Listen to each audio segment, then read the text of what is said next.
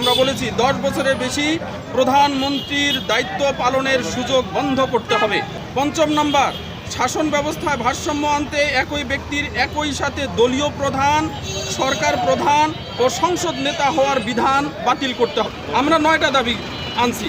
6 নম্বর দাবি হলো নির্বাচন কমিশন, দুর্নীতি দমন কমিশন ও পিএসসি সহ সকল সাংবিধানিক প্রতিষ্ঠানে বাছাই ও নিয়োগ প্রক্রিয়া জুলাই জাতীয় সনদের আলোকে স্বচ্ছ ও নিরপেক্ষ করতে হবে। 7 নম্বর, বিচার বিভাগকে নির্বাহী বিভাগ থেকে সম্পূর্ণ পৃথক ও স্বাধীন করার লক্ষ্যে বিচার বিভাগীয় সচিবালয় প্রতিষ্ঠা করা এবং উচ্চ আদালতে বিচারক নিয়োগের ক্ষেত্রে একটি স্বচ্ছ ও যুগোপযোগী নীতিমালা নিশ্চিত করতে হবে।